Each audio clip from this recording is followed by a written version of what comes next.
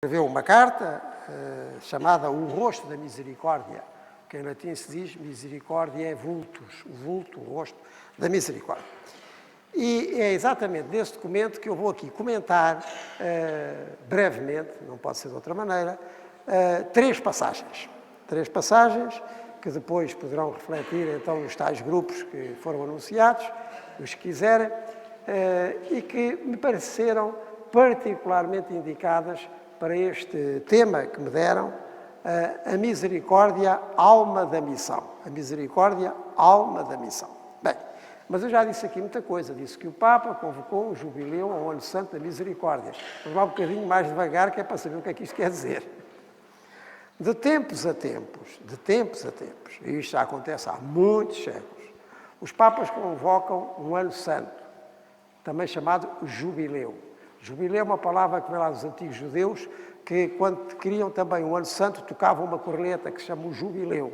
É daí que vem a palavra. Um ano santo que devia ser, um ano em que todos nos aproximássemos mais de Deus e que nos aproximássemos mais uns dos outros. Jesus, quando começou a sua vida pública, com cerca de 30 anos de idade, lá em Nazaré da Galileia, foi à sinagoga, num determinado sábado, e leu um anúncio antigo, que vinha lá dos antigos profetas, do jubileu, do ano santo. Um anúncio de Isaías que dizia, profetizava, o Espírito de Deus está sobre mim, porque Ele me ungiu e me enviou a anunciar a boa nova em grego quer dizer Evangelho, a boa nova aos pobres, a redenção aos cativos, a vista aos cegos, proclamar um ano santo, um jubileu da parte do Senhor. E acrescentou, Jesus cumpriu-se hoje mesmo, em mim e comigo, esta profecia. Ou seja, Jesus apresenta-se como aquele que vem finalmente realizar, cumprir um ano santo, portanto um tempo em que todos nos aproximemos mais com Ele, de Deus e uns dos outros. Porque nós podemos aproximar de Deus se não nos aproximamos de todos, porque todos são criaturas de Deus, em quem Deus nos espera para estarmos próximos, para ajudarmos, para sermos irmãos. Bem, e a Igreja dá uns séculos a esta parte, de tempos a tempos, na pessoa do sucessor de Pedro, portanto do Papa, vai proclamando jubileus ou anos santos. Há alguns que são, digamos assim, habituais, os que celebram de 25 em 25 anos.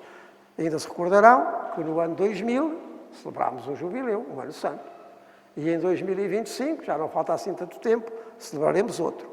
Esses são os jubileus ou anos santos chamados ordinários, portanto seguem uma ordem geral. Mas há também os jubileus extraordinários, ou seja, de vez em quando, o sucessor de Pedro, o Bispo de Roma, o Papa, agora o Papa Francisco, convoca também um ano em que nós nos encontremos ou reencontremos mais à volta de determinado tema. E o Papa Francisco acha que é muito necessário que nós, os cristãos, e através de nós, a sociedade em geral, se reencontre à volta deste tema da misericórdia. O Papa sofre muito por ele e por todos, lá desde a sua Argentina natal, até agora a Itália, até aos sítios complicados onde ele vai de vez em quando, como já foi 2 vezes, àquelas zonas onde estão os refugiados do Próximo Oriente e de outras partes. O Papa sente que nós somos muito pouco, como sociedade, como mundo, misericordiosos. E o que é que esta palavra significa? A palavra misericórdia. A palavra é uma palavra latina. Nós, portugueses, falamos um derivado do latim e a palavra misericórdia é uma palavra latina, que quer dizer mísero e córdia. Mísero quer dizer pequeno, frágil, e córdia quer dizer coração. Ter o coração voltado para o que é pequeno, no sentido de compaixão, no sentido de ajuda. Mas esta palavra latina traduz outras palavras que vêm na Bíblia. E a Bíblia não está escrita em latim. O Novo Testamento está escrito em grego e o Antigo Testamento está escrito sobretudo em hebraico. E lá na Bíblia vêm outras palavras que dão à misericórdia o sentido de quê? Olhem, de um amor, como nós dizemos em português, de um amor de dentro, do amor como as mães têm aos filhos que têm no ventre, do amor das entranhas, de um amor entranhado. Um amor que sente aquilo que se faz ao outro como se fosse feito a si próprio. Um amor entranhado. E o sentido bíblico, que se depois traduz pela palavra misericórdia, é este, um amor entranhado. Ora bem, o Papa entende que sendo este o amor que Deus nos tem, deve ser este o amor que os crentes, portanto, quem crê em Deus, no Deus verdadeiro e não num Deus imaginado, devem ter em relação aos outros. Portanto, sentirem como feitas a si as injúrias feitas aos outros, sentirem como se fossem suas as tristezas dos outros, sentirem como sendo seus os males dos outros. Bem, e quando nós, que somos cristãos, olhamos para Deus ou pensamos em Deus, não começamos a imaginar. Fixamos os olhos em quem? Fixamos os olhos em Jesus. O tal Jesus que disse, a Deus nunca ninguém viu, o Filho, que era Ele, é que o dá a conhecer. Quem me vê a mim, vê o Pai. E se nós somos cristãos, é porque, com certeza, compartilhando com todos os outros crentes esta crença num Deus Criador de todos, olhamos-lo com os olhos de Jesus. Vemo-lo a Deus na atuação de Jesus. E não há nenhuma página dos Evangelhos que conta o que é que Jesus disse e o que Jesus fez, que não revela esse sentido de misericórdia. Jesus abeira-se das pessoas. Jesus não é insensível aos problemas das pessoas. Jesus aproxima-se, ou deixa que os que precisam se aproximem dele. Até os famosos leprosos, que naquela altura eram os mais desgraçados de todos, porque nem sequer podiam entrar na terra, seja de quem fosse. Viam longe a gritar, leproso, leproso, para os outros fugirem e não serem contagiados. Mas Jesus até a esses acolhe. Por isso, quando nós olhamos para Jesus Cristo, e como cristãos queremos pensar em Deus, aquilo que vem mais ao de cima é este sentimento de um Deus de misericórdia.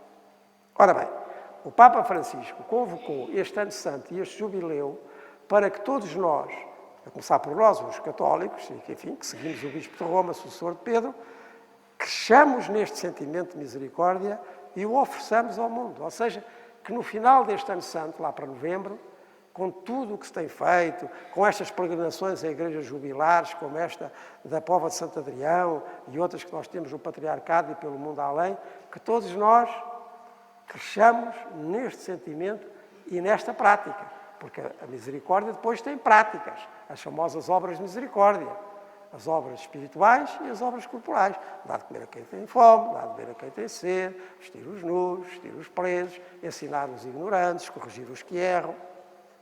Este conjunto de obras de misericórdia, pois bem, que sejam cada vez mais a nossa atitude e a nossa prática concreta. E será, certamente, um grande contributo que nós, como cristãos e católicos e seguidores do Papa de Roma, podemos dar às sociedades em que estamos inseridos, desde aqui de Portugal até ao outro lado do mundo, se todos, durante este ano santo, e com a graça de Deus, com certeza, crescermos em misericórdia, em testemunho de misericórdia, em prática das obras de misericórdia. Bem, este é o sentido do ano santo, ou jubileu, já sabemos que a palavra quer dizer a mesma coisa. O jubileu era a corneta, a trombeta com que se anunciava o princípio do ano santo. Temos para oferecer. Bem, mas como eu vos disse, deste tema que me foi dado, a misericórdia, alma da missão, eu selecionei 3 passagens desta carta, desta bula, o rosto da misericórdia, com que o Papa convocou o presente ano santo. Uma do número 3, uma do número 12 e outra do número 21. Como sabem, estes documentos do Papa, para serem fáceis de citar, estão divididos em números, estão distribuídos por números e depois, indo ao número, nós podemos ler o texto. Ora bem, do número 3, eu seleciono esta passagem, do Papa Francisco. Há momentos em que somos chamados de maneira mais intensa, podíamos dizer de uma maneira mais anímica, lá está a alma da missão, de maneira mais intensa, a fixar o olhar na misericórdia, para nos tornarmos nós mesmos um sinal eficaz do agir do Pai. Foi por isso que proclamei o jubileu extraordinário da misericórdia. Aquilo que eu vos disse antes. Portanto, o Papa convocou este jubileu extraordinário, porque não é daqueles ordinários de 25 a 25 anos, é extraordinário, porque acha que é importante que de uma maneira mais forte, de uma maneira mais intensa, com uma alma renovada, nós sejamos um sinal do amor do Pai. E creio que estamos todos de acordo com o Papa, porque falar em Deus por falar, fazer grandes reflexões, grandes congeminações, mais ou menos mentais, mais ou menos filosóficas, hoje já não convence ninguém. Hoje em dia as pessoas já estão tão cheias de ideias e de contra-ideias, de palavras e de contra-palavras, já estão tão cheias, nós próprios, não é? De tanta vozearia, que a única coisa que nos convence são factos. Porque, como diz o nosso povo, e muito bem, contra factos é que não há argumentos. E quando a misericórdia é demonstrada por aqueles que se dizem seguidores de Jesus Cristo, e por isso praticam no mundo aquilo que o Pai quer, Deus Pai quer, isso é o que importa agora. E, meus caros amigos, é tão importante, embora não seja fácil convencer, passa a expressão, o mundo. Não sei se tem essa sensação, eu ainda esta tarde, quando vinha para aqui, ouvi um noticiário e lá está. Factos importantes, sem dúvida nenhuma, um problema com os bombeiros ali na zona de Palmela que ficaram intoxicados com o fumo. Esta manhã um problema de uma avioneta que caiu ontem ou anteontem. Esses são factos reais, mas vamos lá ver. O que importa quando acontecem essas coisas é acudir. Estar a fazer disso notícia só por fazer, não sei se ajuda assim muito. Que importante seria se também nós, como sociedade, estivéssemos atentos e valorizarmos os factos reais que cada dia acontecem, que são isso mesmo, manifestação da misericórdia de Deus no mundo, por tanta gente que é verdadeiramente tocada, ganha esta alma e faz disto uma missão. Mas isto devo dizer que raramente é notícia. Raramente é notícia. Ainda há bocadinho ao jantar, estava um colega a dizer que no dia 10 de junho houve uma peregrinação imensa em Fátima, acho que só crianças estariam cerca de 90 mil, ouvi eu, vindas de todo o país, alegres, contentes, felizes por estarem ali na casa da Mãe de Jesus, por se encontrar. Não apareceu em nenhum telejornal, não houve notícia nenhuma, não houve nada. E qualquer coisa tenha acontecido para aí, enfim, com 10 pessoas, com 15 pessoas, já é uma grande notícia, enfim. Nós temos o olhar, enfim, muito ofuscado, para não dizer muito distraído, sobre aquilo que realmente importa. Mas não é por causa de não serem notícia que nós vamos deixar de praticar, consequentemente, as obras de misericórdia. Consequentemente, as obras de misericórdia. E devo dizer que são tantas. Na minha função, no meu trabalho, enfim, de interligar, de coordenar, de juntar tudo quanto se faz nesta grande Diocese de Lisboa, com mais de 2 milhões de habitantes, quase 2 milhões e meio, em que uns são católicos e outros são muitas outras coisas. Das coisas mais interessantes, não é, que todos os dias me chega, não são só protestos, não são só, que também chegam, não é? Diz só daquilo que não corre bem, mas são sobretudo as notícias que eu vou ouvindo nas conversas, que eu já tive esta tarde aqui, e esta noite ao jantar, de factos reais de misericórdia, de pessoas que realmente se interessam umas pelas outras e pelos problemas das outras, não por uma curiosidade mórbida de saber coisas tristes ou coisas desagradáveis, mas para ajudar. Sentem-se mobilizadas, estão lá, são verdadeiramente sinais da misericórdia de Deus no mundo. E nós devíamos ter isto mais em conta nas nossas próprias comunidades cristãs. Nas nossas próprias comunidades cristãs, nós que com certeza somos a única comunidade que existe no mundo que sempre que se reúnem, dá um bocadinho na missa das 6, começa por pedir perdão a Deus e confessar-se pecadora, mas além disso nós temos muitas coisas boas para contar daquilo que nas famílias, daquilo que nas vidas de tantos cristãos e cristãs acontece todos os dias, no sentido da ajuda, no sentido do interesse, vidas inteiras passadas a tratar de um familiar que tem deficiência ou a resolver problemas. Isto é que sustenta o mundo. Isto é que sustenta o mundo. E nós devíamos partilhar mais, não para nos orgulharmos, mas como quem distribui dons que recebeu de Deus e dá testemunhos que vêm do céu, daquilo que Deus vai fazendo na vida das pessoas e através das pessoas. Bem, e devo dizer, é por isso que a Igreja persiste.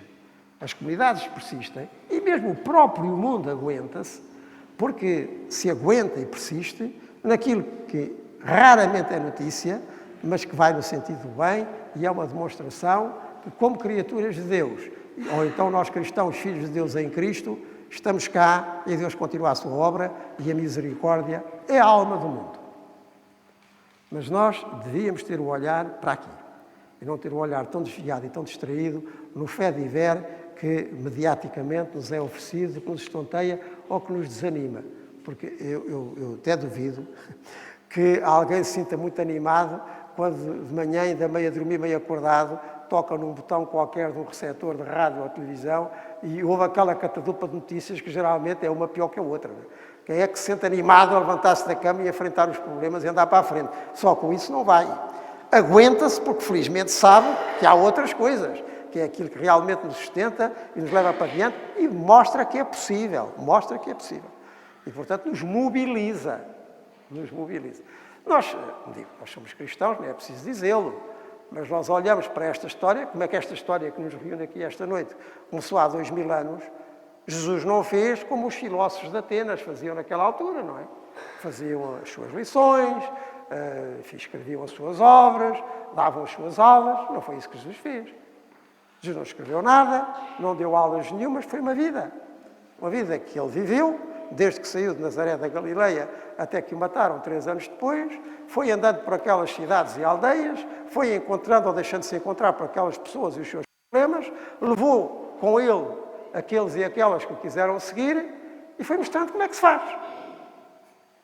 E quando partiu, avisou, eu agora vou partir, porque me aparece uma partida, em forma de uma cruz, mas eu vou deixar-vos o meu espírito e vocês vão continuar esta obra, vão fazer estas coisas que eu faço e até outras maiores, porque eu volto para o Pai. E é isto que cá estamos a fazer 2000 anos depois.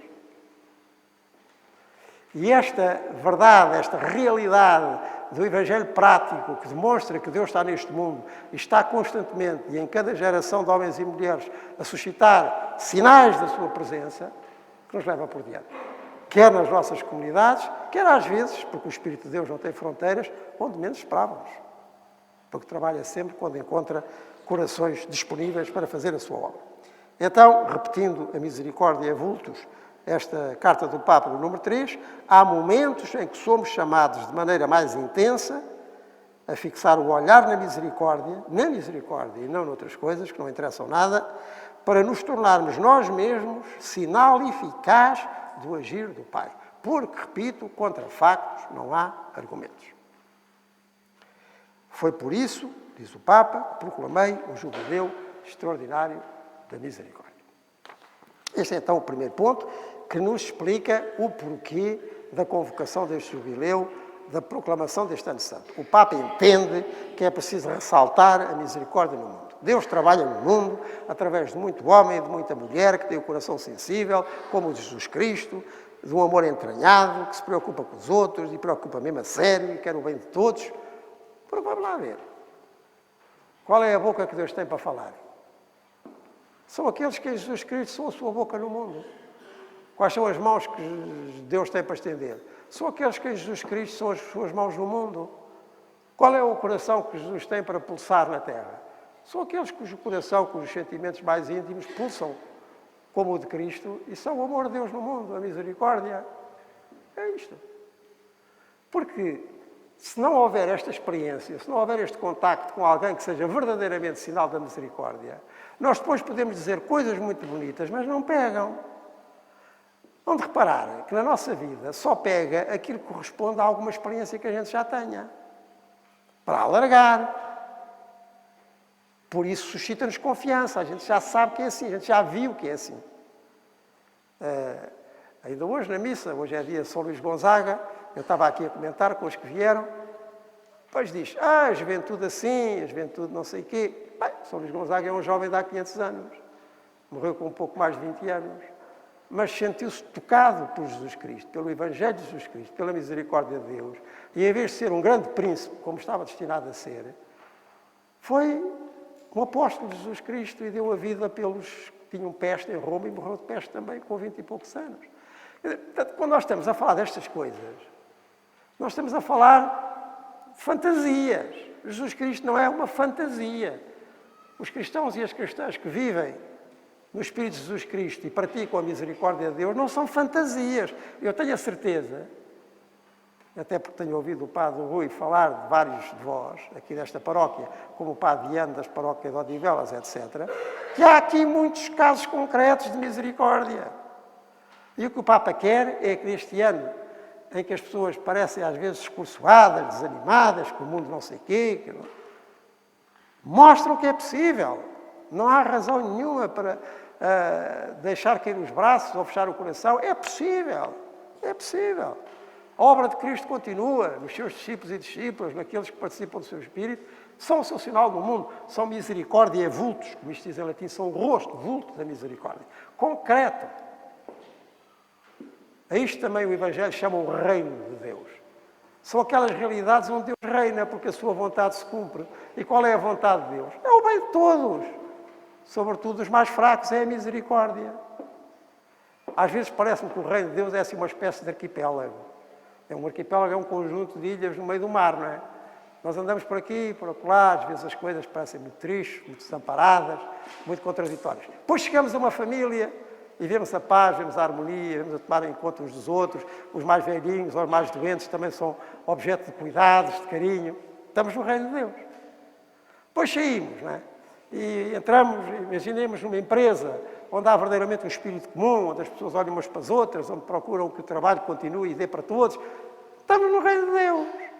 Depois entramos numa escola onde as pessoas se interessam pelos alunos, os alunos se interessam pelas matérias, abrem o espírito, têm conhecimentos, ganham sentido de serviço à comunidade. Estamos no reino de Deus. Depois entramos numa paróquia, vemos as pessoas reunidas, umas a darem catequese, outras a ajudarem nas conferências vicentinas ou na caridade em geral, outras na liturgia, são amigas, vêm cada uma da sua casa, vêm novos, vêm velhos, estão alegres. É o reino de Deus. Agora o que era preciso é que este arquipélago se tornasse um imenso continente e não houvesse mar por meio, não é? Mas isto é uma tarefa que cada um pode fazer no dia a dia, exatamente ganhando esta alma misericordiosa que é a missão, que é o que alimenta a missão. Missão quer dizer envio. Irmos ao encontro dos outros neste espírito, como Jesus Cristo veio ao nosso encontro no Evangelho que sabemos. No número 12 desta carta, o Papa escreve coisas muito fortes, muito importantes e muito oportunas. No número 12, escreve assim: no nosso tempo, em que a Igreja está comprometida na nova evangelização, já cá voltamos a esta expressão, nova evangelização, o tema da misericórdia exige ser reproposto com novo entusiasmo, cá estamos outra vez na alma, com novo entusiasmo e uma ação pastoral renovada. Nas nossas paróquias, nas comunidades, nas associações, nos movimentos, em suma, onde houver cristãos, qualquer pessoa deve poder encontrar um oásis de misericórdia. Há bocadinho falei das ilhas ou ilhotas ou ilhas grandes deste grande mar do Reino de Deus. Aqui o Papa não fala em ilhas, mas fala numa coisa correspondente, agora no meio do deserto e não no meio do mar, que são oásis de misericórdia. Vai dar ao mesmo. Assim como quando nós deparamos com uma família, com uma escola, com uma empresa, com uma paróquia, onde se vive no Espírito de Jesus Cristo, de entreajuda, de interesse mútuo, estamos no reino, assim também agora o Papa diz, olha, como num deserto. Às vezes o mundo parece um deserto, até se diz que a multidão é um deserto, não é? Parece um deserto, uma secura. As pessoas querem carinho, não encontram, as pessoas querem compreensão, é difícil. As pessoas querem companhia, estão sós, parece um deserto. Mas que neste deserto, as nossas comunidades, a começar pela primeira comunidade, que é aquela onde nós nascemos, que é a família, sejam um oásis de misericórdia. Entramos aqui nesta comunidade da Póvoa de Santo Adrião, por exemplo, e encontramos um oásis de misericórdia. Porque no meio do deserto é o que mais se quer, não é? Encontrar um sítio onde haja água boa para beber, onde esteja fresquinho, onde haja sombra. No meio do deserto é o que mais se quer, é um oásis, não é? De tal maneira querem que às vezes até têm miragens, não está lá nada, mas já estão a ver. Ora bem, mas que não seja uma miragem, que seja mesmo um oásis. Acho uma ideia muito bonita, é uma frase muito expressiva, muito sugestiva, esta do Papa Francisco, que cada comunidade cristã, estes vários tipos de comunidades, as famílias, as paróquias, os movimentos, aos grupos, aos institutos religiosos, todas estas formas de vivermos em conjunto o nosso cristianismo, sejam um oásis de misericórdia. As pessoas entram aqui, as pessoas contactam connosco, entram em qualquer uma das nossas 280 paróquias que tem o Patriarcado de Lisboa, ou quase 4.000 que tem em Portugal, entram e sentem aquela frescura de um oásis no meio do deserto. Porque são acolhidas, porque são contempladas, porque são escutadas. Às vezes é só escutarem. Sabem que hoje é muito difícil encontrar quem escute. Tem tudo muita pressa. E as pessoas vêm abafadas. com sentimentos que não têm ocasião de expressar, porque ninguém os escuta, ninguém vai falar para uma parede, a não ser que já tenha virado. Exatamente porque não tem quem escute. Os casais escutam-se. Enfim, eu tenho tido toda a vida assistente de equipas de casais e há lá um princípio que é o chamado dever de sentar, que é aquele casal assume o compromisso de pelo menos uma vez por mês, uma horinha, não é para mais nada, é para ouvirem um ao outro. Ouvirem, falarem. Claro. Depois, em tudo mais, mesmo nas nossas paróquias, nós temos tempo. Temos tempo para escutar, com certeza, os senhores padres que se dispõem a atender de confissão, muito bem, mas fora mesmo disso, escutar e escutarmos uns aos outros, é? Acolher, ouvir com interesse. Não é com interesse, enfim, de curiosidade descabida, mas interesse pela pessoa que está a falar. Precisa desabafar. E sabem, nós sabemos, os padres sabemos isso muito bem, que muitas vezes as pessoas vêm com um problema engasgadíssimo, que só pelo facto de nós as escutarmos, nós nem dizemos nada, mas ao fim de uma hora já o resolveram. Quer dizer, demos a oportunidade à pessoa de, dizendo o que há à poquenta, como não se pode dizer tudo ao mesmo tempo, tem que coordenar as ideias. Não é? Vai dizendo, vai... Pois é. Demos a oportunidade, escutámos. E a pessoa encontrou-se. Temos aqui muito que fazer para tornarmos cada uma das nossas comunidades um oásis de misericórdia. No meio de um mundo seco, desértico, árido, sequioso, um oásis de misericórdia. Mas dizia o Papa, e eu disse que ia aqui voltar, que isto é sobretudo importante no nosso tempo em que a Igreja está comprometida na nova evangelização. Vamos lá ver se a gente se entende. Esta expressão foi muito usada 2 pontificados atrás pelo Papa João Paulo II. Ele foi, aliás, o grande divulgador desta expressão nova evangelização. O que é que o Papa João Paulo II queria dizer com isto? E agora o Papa Francisco na sua bula da misericórdia.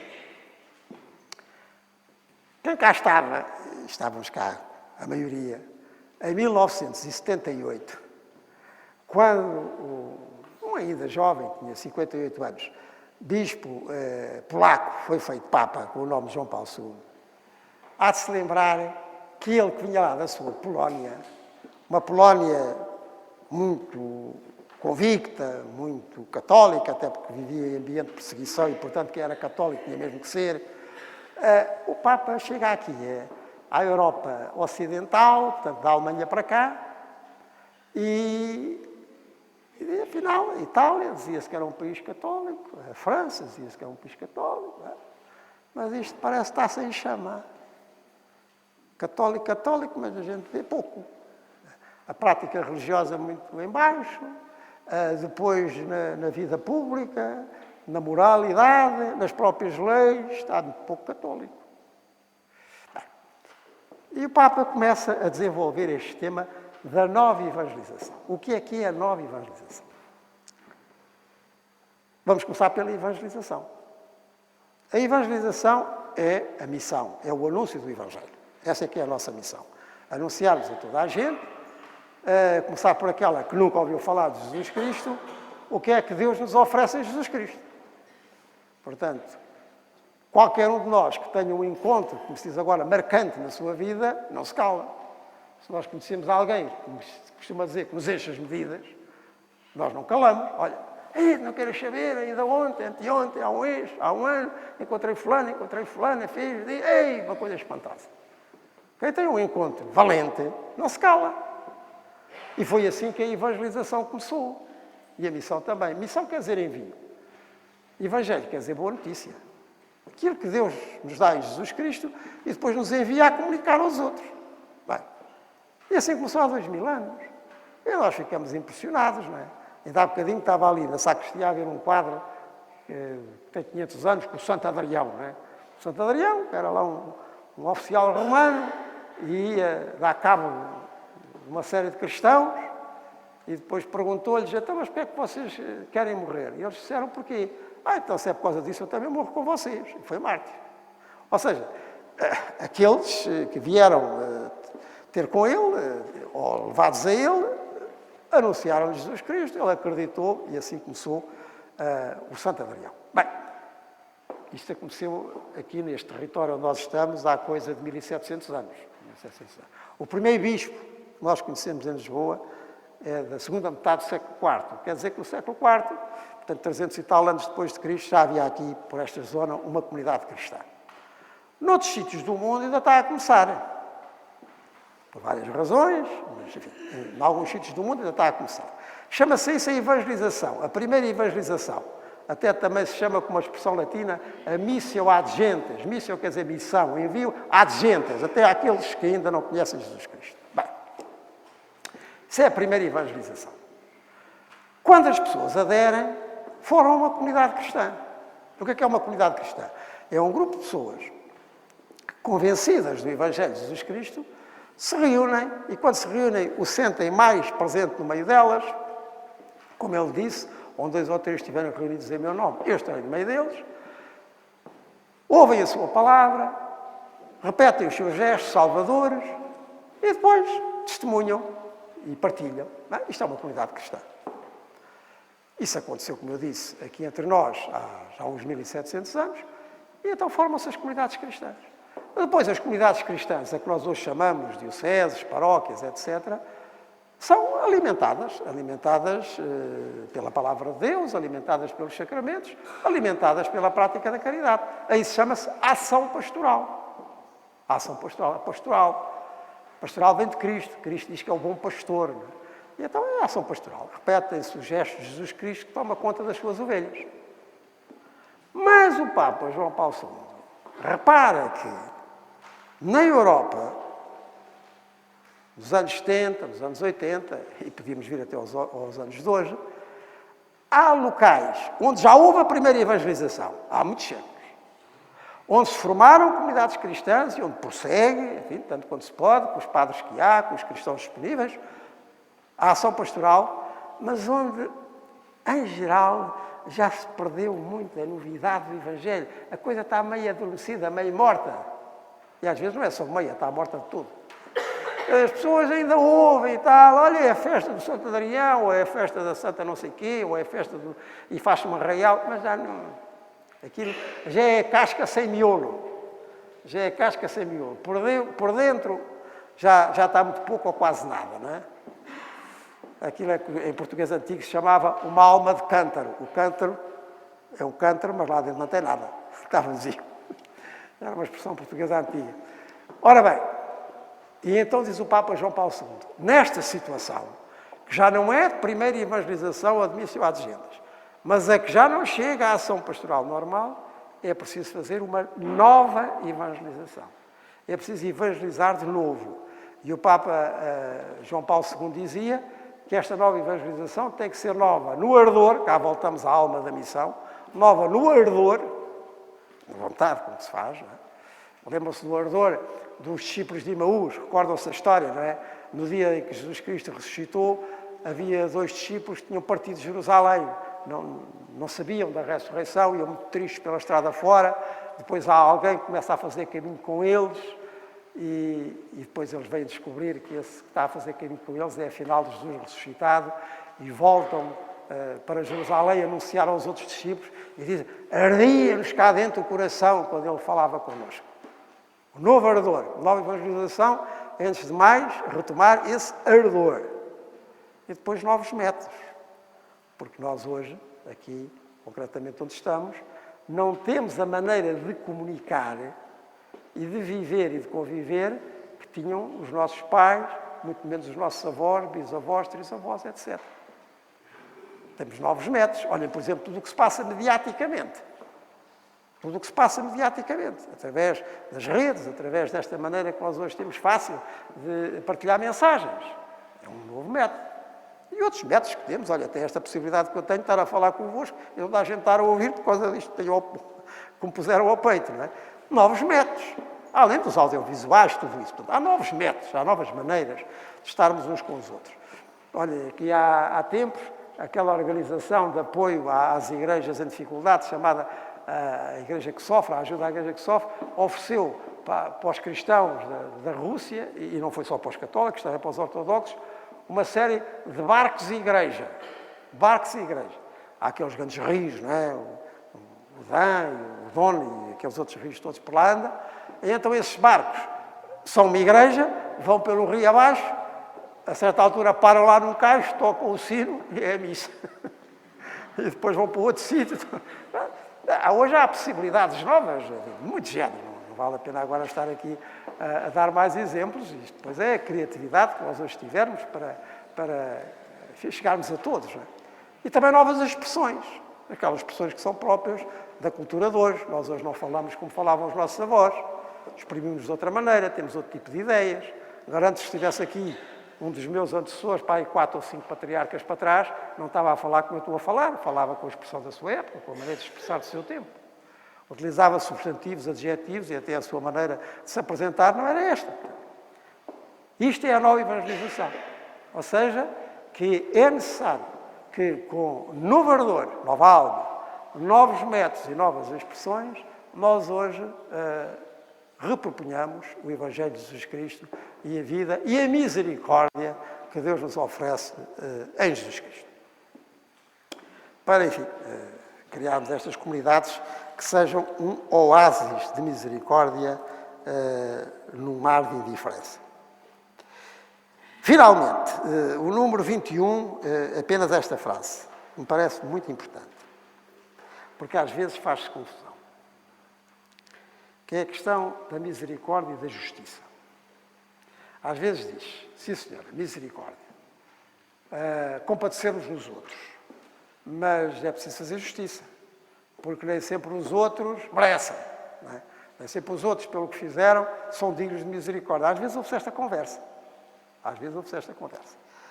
O Papa Francisco, para desfazer ideias mal feitas sobre este ponto, diz o seguinte, no número 21, a misericórdia não é contrária à justiça, mas exprime uma nova possibilidade de se arrepender, converter e acreditar. Ou seja, não é que não se faça justiça. A justiça é uma velha virtude, é uma das 4 virtudes cardeais. Ainda se lembram das virtudes cardeais? Cardeais quer dizer que sustentam a vida. A prudência, a justiça, a fortaleza e a temperança. A prudência, que é aquela virtude que faz com que nós atuemos, não atuemos desta, daquela maneira, tendo sempre em conta o fim a que nos destinamos. Quem quer este objetivo, e todos nós queremos certamente crescer como filhos de Deus, somos prudentes no sentido de dizer que não àquilo que não ajuda, na persecução desse objetivo, e a deitarmos mão àquilo que ajuda na persecução desse objetivo. A prudência. A justiça. Dar a cada um aquilo que lhe é devido. Dar a cada um aquilo que lhe é devido. E depois a fortaleza. Ser forte, levar por diante os seus propósitos, aguentar-se, sustentar-se nas suas convicções. E a temperança, portanto, ser moderado naquilo que se usa, naquilo que se gasta, naquilo que se consome. Portanto, a justiça é uma virtude muito importante que a misericórdia não desfaz. Não fica só por ela. Porque quer, sobretudo, mesmo quando faz a justiça, mesmo quando pratica a justiça, dar a cada um o que lhe é devido e corrigir o que deve ser corrigido, não desiste de ninguém. Porque lá há sempre um ser humano que é preciso recuperar. Lá há sempre uma criatura que Deus não desiste de fazer sua filha. Lá há sempre alguém que é preciso reencontrar. Ora bem, estas 3 notas foram aquelas que eu selecionei, entre muitas outras que poderia selecionar, para ilustrar esta alma da missão que a misericórdia deve ser. Mas eu creio, e vou aproximando da conclusão com isto que vou dizer a seguir, que não há nada como a Sagrada Escritura, por isso ela é inspirada, e nós reconhecemos que ela está cheia do Espírito de Deus, não há nada como a Sagrada Escritura para nos dizer o que é isto de Deus com misericórdia, o que é isto da misericórdia divina, que nós devemos atuar e ativar nas nossas relações e nas nossas comunidades. Se, por imaginação, agora me dissesse, olha meu amigo, vão desaparecer todas as letras, todos os livros, tudo, toda a escrita. E tu só podes escolher 2 pequeninos trechos da Bíblia Sagrada toda. Quais eram os 2 que eu escolhia e já os escolhi há muito tempo?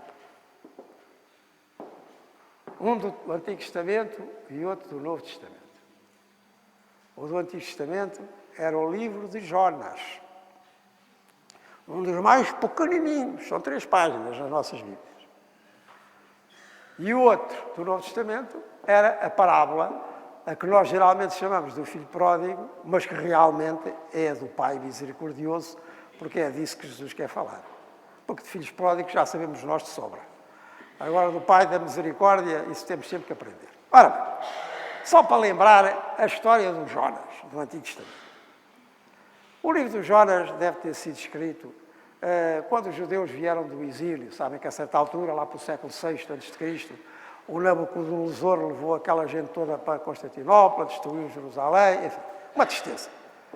E quando eles regressaram, já tinham outra compreensão acerca do que eram eles, do que era o mundo, do que era Deus, porque a gente também aprende com as desgraças quando somos bons de aprender. Deve ter sido por essa altura que eles escreveram, que apareceu este livro de Jonas. O livro de Jonas é uma história. E diz o quê?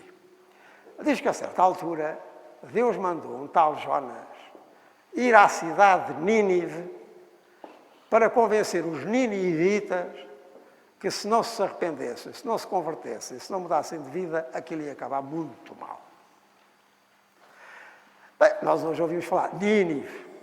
A Nínive é mais uma terra como outra qualquer. Lá longe, se calhar já desapareceu, nas areias do deserto. Não. É que para um judeu daquele tempo, Nínive era o horror dos horrores. Porque era a capital dos assírios, que tinham destruído o reino do norte, tinham dado cabo de tudo e mais alguma coisa. Ainda hoje ouvimos na primeira leitura, lá no tempo do Senaqueribe, aquilo era uma desgraça. Portanto, os ninivitas e Nínive era o pior que podia ser. De maneira que o Jonas tinha vontade para tudo, menos ir a Nínive, dizer o que Deus queria, que eles se convertessem e eram poupados. Ele queria os eram destruídos, qual agora poupados.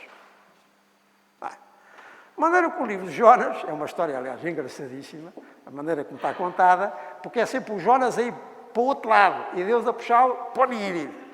O Jonas chega à praia e vai tomar um barco exatamente no sentido contrário, porque Nínive era para dentro e ele mete-se para o mar. Vai lá uma tempestade, e vai o Jonas para o mar, e depois é engolido por um grande peixe, depois os pintores dizem que é uma baleia. Não há baleias no Mediterrâneo, mas lá diz um grande peixe. E a baleia não é peixe, é mamífero. E o Jonas é engolido, o peixe vomita na praia, e lá vai o Jonas, puxado pelos cabelos por Deus, para Nínive.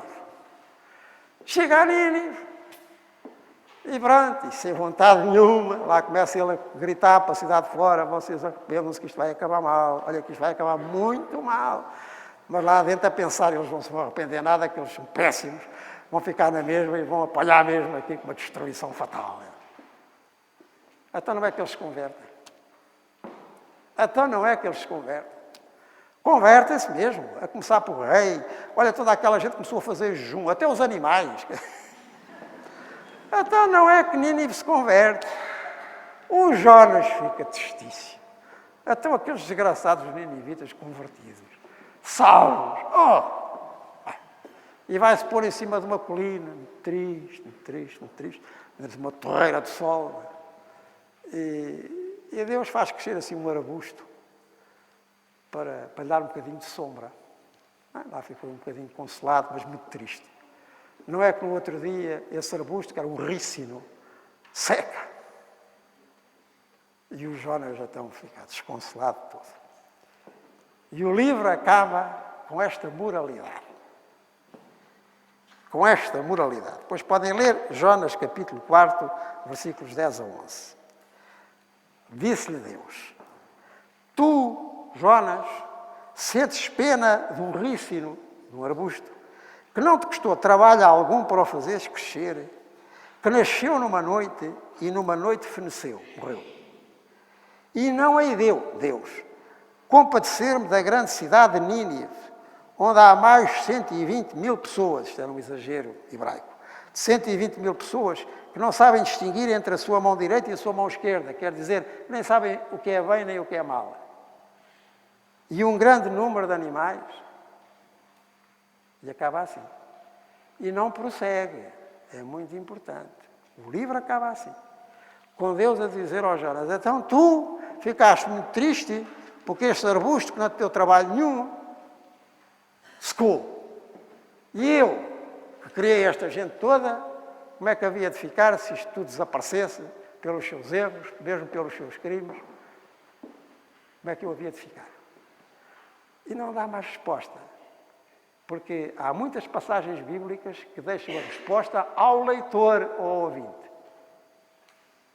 Para nós ficarmos a pensar como é que nós reagimos face às situações. Com misericórdia ou com secura, mais secos ainda do que aquele rício. Esta passagem é uma passagem de ouro,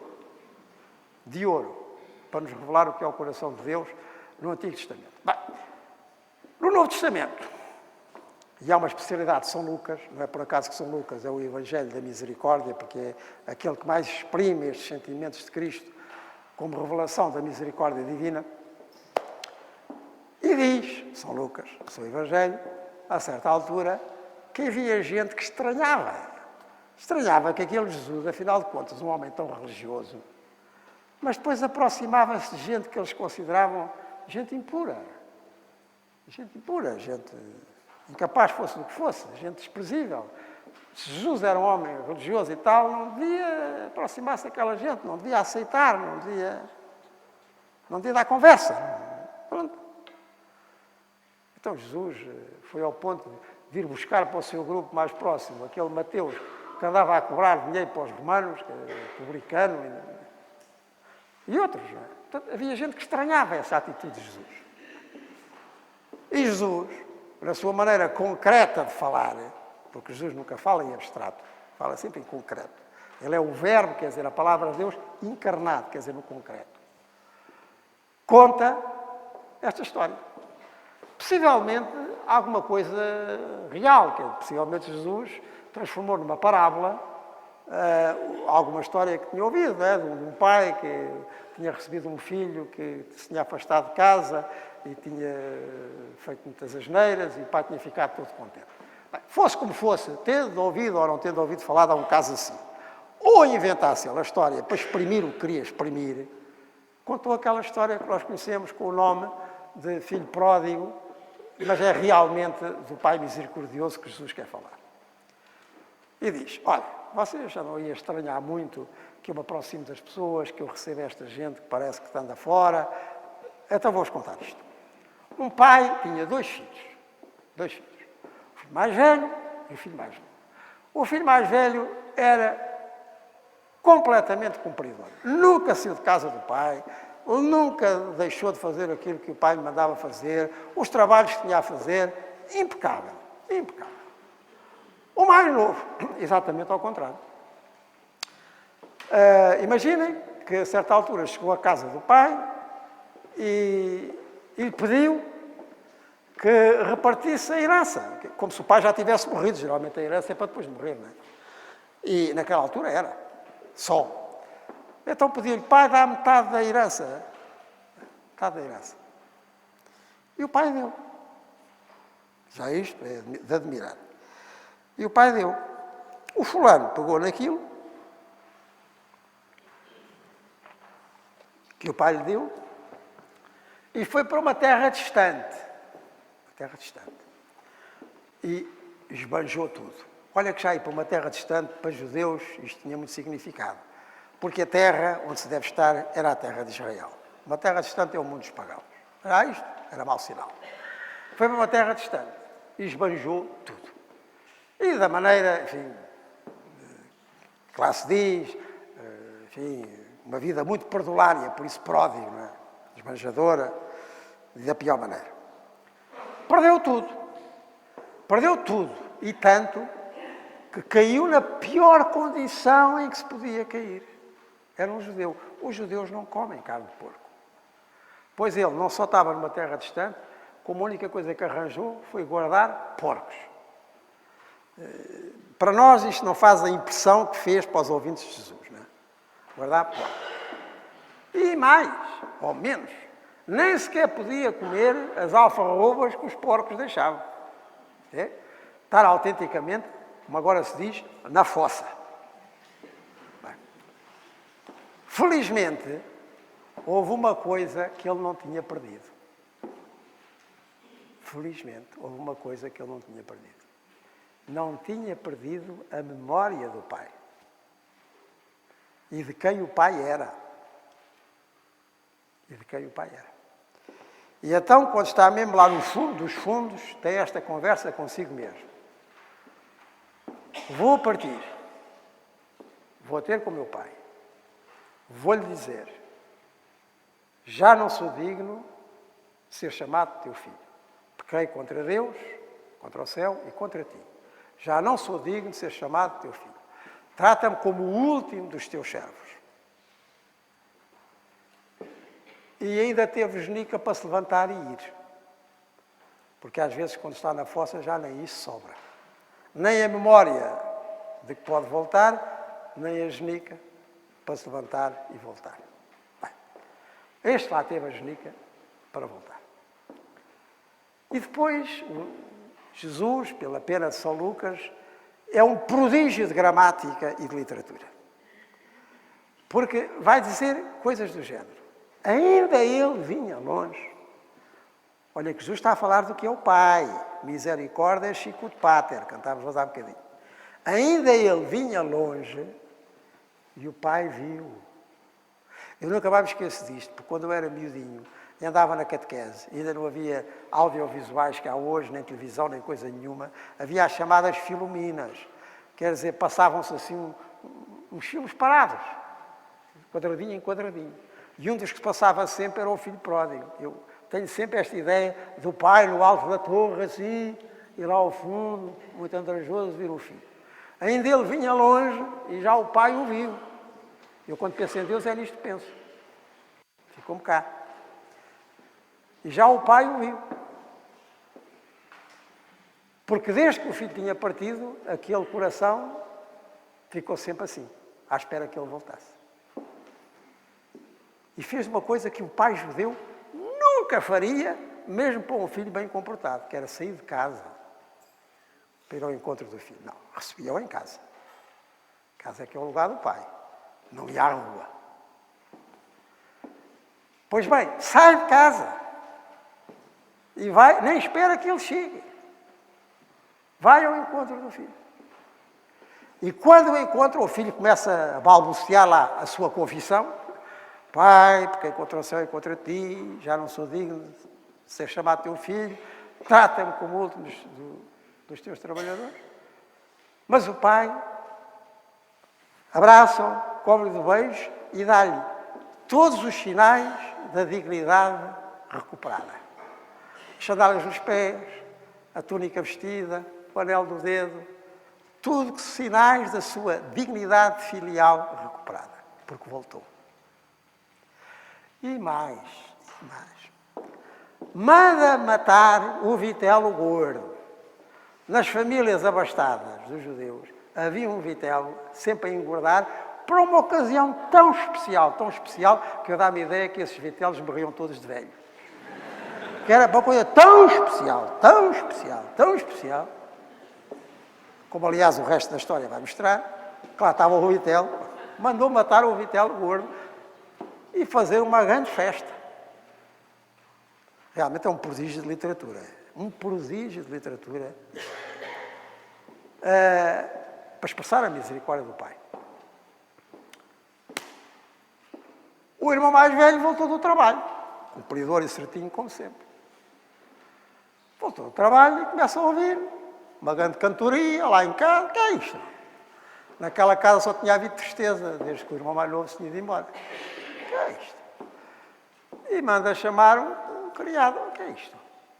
Não sabes? Não faço a ideia. O que é isto? Despautério. O teu irmão voltou. Quem? O teu irmão voltou. E o teu pai mandou fazer uma festa e matou o vitelo. O quê? Estamos nas antípodas da misericórdia.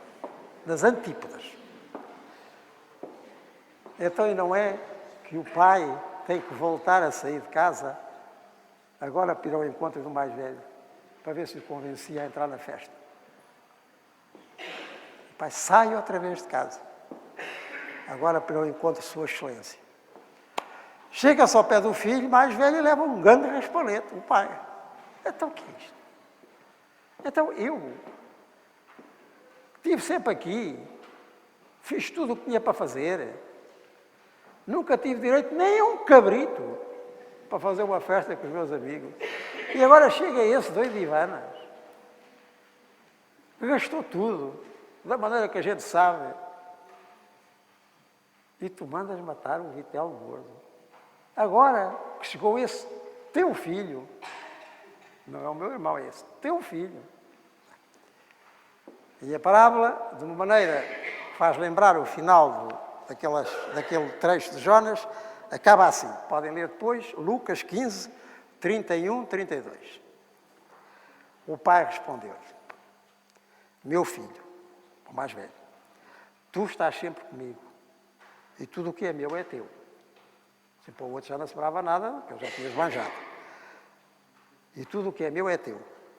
Mas tínhamos de fazer uma festa e alegrar-nos, porque este teu irmão, ele tinha dito esse teu filho, este agora repete, este teu irmão estava morto e reviveu, estava perdido e foi encontrado.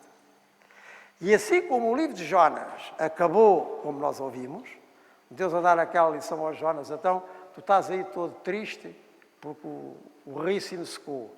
E como é que eu havia de ficar se essa gente morresse toda, que são minhas criaturas, os de Nínive? E fica assim, à espera que nós, leitores, tiremos a devida conclusão. Agora a mesma coisa a parábola. Nós por aqui não sabemos se o mais velho entrou na festa. Acaba aqui. Agora a conversa fica connosco. De que lado estamos nós? Do lado da misericórdia do Pai?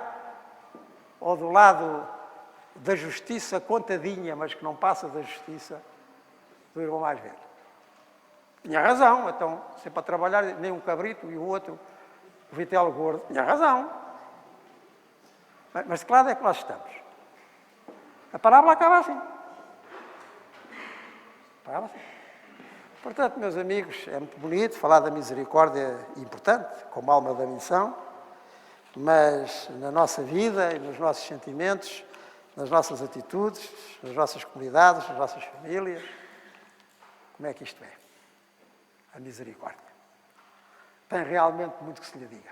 Muito obrigado pela vossa atenção.